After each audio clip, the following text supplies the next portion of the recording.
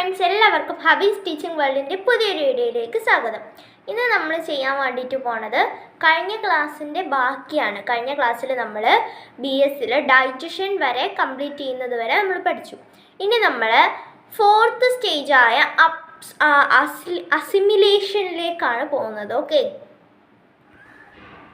Okay, അസിമിലേഷന് മുമ്പ് നമ്മളുടെ ബ്ലഡിൽ ന്യൂട്രിയൻസ് എങ്ങനെയാണ് അബ്സോർബ് ചെയ്യുന്നതെന്ന് നമുക്ക് നോക്കാം.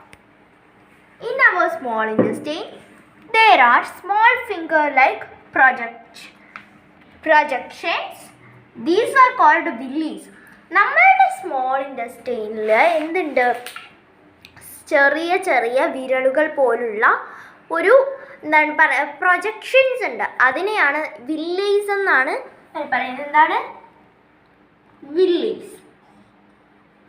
വില്ലൈ അല്ല, Willy. Nutrients in the digested food absorbed into the blood through the villis. എന്താണ് ഈ ഡൈജസ്റ്റഡ് ഫുഡിലെ ന്യൂട്രിയൻസ് എല്ലാം ഈ വില്ലിയാണ് എന്ത് ചെയ്യുന്നത്? അബ്സോർബ് ചെയ്യുന്ന എടുക്കുന്നത്. ഓക്കെ, നോട്ട് ചെയ്ത് വെച്ചോളാം. വില്ലിയാണിത് അബ്സോർബ് ചെയ്യുന്നെടുക്കുന്നത്. ഓക്കെ, നമ്മൾ കഴിഞ്ഞ ക്ലാസ്സിൽ പറഞ്ഞു അബ്സോർപ്ഷൻ ആണ് ന്യൂട്രീഷൻ്റെ 3rd സ്റ്റേജ്.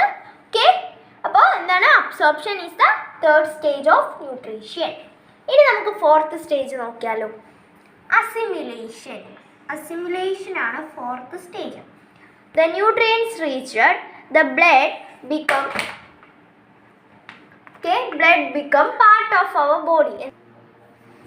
ഓക്കെ, ഈ നമ്മളുടെ ബ്ലഡിൽ ഞാൻ പറഞ്ഞില്ലേ, വില്ലീസ് അബ്സോർബ് ചെയ്യുന്ന ന്യൂട്രിയൻസ് ബ്ലഡിൽ കൂടെ നമ്മുടെ ബോഡിയിൽ എത്തും.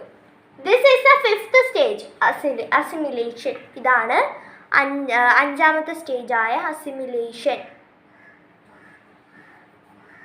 ഇതാ നോക്കി, സോറി, ഇവിടെ തിരിഞ്ഞു പോയതാണ്. 4th സ്റ്റേജ് ആണ് കേട്ടോ അസിമിലേഷൻ. ഇനി 5th സ്റ്റേജ് ആണ് egestion. Parts not reached for the body. Okay, parts not needed for the body in the digested food. നമുക്ക് നമ്മളുടെ ബോഡിക്ക് ആവശ്യമില്ലാത്ത ഡൈജസ്റ്റഡ് ഫുഡിൽ നിന്നും നമ്മൾ ഈ അബ്സോർബേഷൻ കഴിഞ്ഞ് നമുക്ക് ആവശ്യമില്ലാത്ത വേസ്റ്റ് എല്ലാം എന്ത് ചെയ്യുന്നു?